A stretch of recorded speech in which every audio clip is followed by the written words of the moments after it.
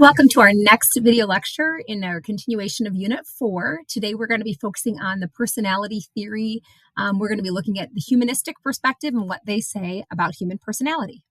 So we start with those two key figures that we've been talking about since the first unit, Carl Rogers and Abraham Maslow. So we see Abraham Maslow at the top and Carl Rogers at the bottom. So what kind of happened is the 1960s came about, and all that really was happening in the field of psychology was we had Freud's kind of negative, odd view of human personality. We also had the behaviorist view of human personality and the development that we learned about in the learning unit with regards to classical conditioning and operant conditioning and observational learning. And then humanistic perspective kind of comes in and says, okay, well, you know, behavioral is too much of a system that if you put in A and B, you're going to get C.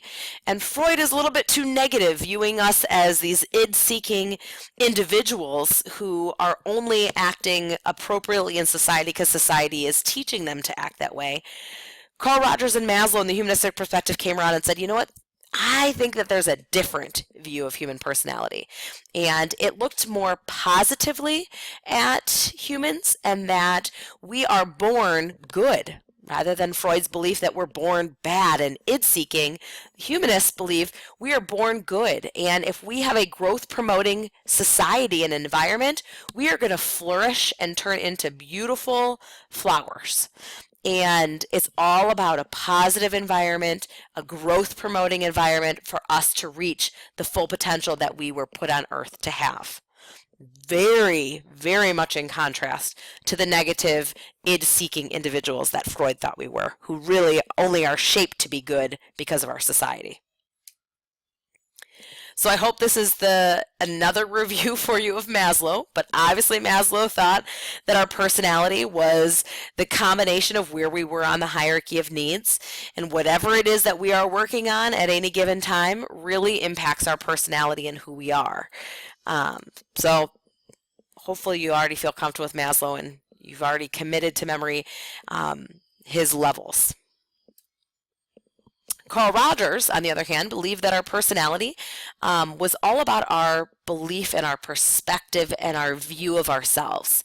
He thought that we have kind of a self-concept, and this self-concept we have an view of our ideal self, what we would want ourselves to be like in a perfect environment, and we also have a real self, what we see ourselves as.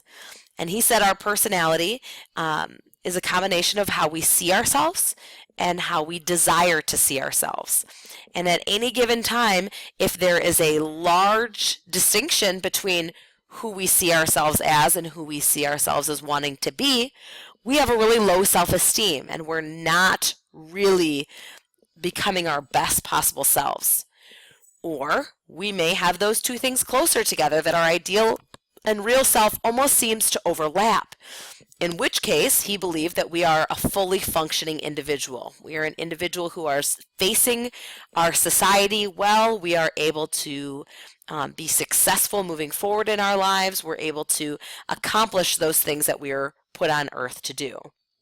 So Carl Rogers' view of the perfect person is fully functioning, where their ideal and real self overlap. And similarly to that, Maslow believed our perfect version of ourselves was the top of that hierarchy when we are self-actualized individuals. So both of those things mean the same thing, that we've essentially reached our best possible selves. They just have different words to use to describe it, and they had different descriptions of what helps us to get there. Carl Rogers also believed that in order to give us this positive view, in order to get those two things to overlap, our ideal and real self, and become a fully functioning individual, that we need what's called unconditional positive regard. So Maslow believed we needed to meet all those levels of the hierarchy to reach our best possible self. Rogers believed that we need a growth-promoting environment where we have peers, adults, parents who give us unconditional positive regard. An unconditional positive regard is an acceptance. It's not an agreement, it's an acceptance. So what unconditional positive regard looks like is a parent who accepts that child's choices no matter what they are. So a parent who accepts their child despite the fact that they decide not to go to the college they want them to, or the fact that they decide not to go to college at all. That parent or that adult accepts that choice for them. Conditional positive regard, on the other hand, is where that person feels that that individual, a parent, a peer, a teacher, only will accept them if they do what that person wants them to do. If they go to that particular college, if they go to college at all, if they get a career in the field that their parent wants them to, that they feel this sense of, I am only going to be accepted if I do X, Y, and Z.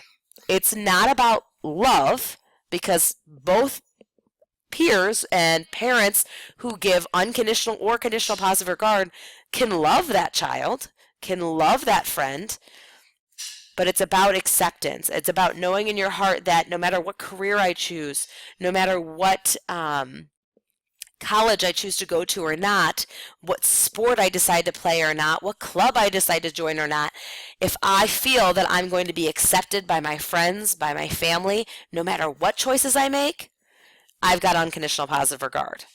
Not just if I feel loved. That is it for the video lecture today. We will discuss more about this tomorrow.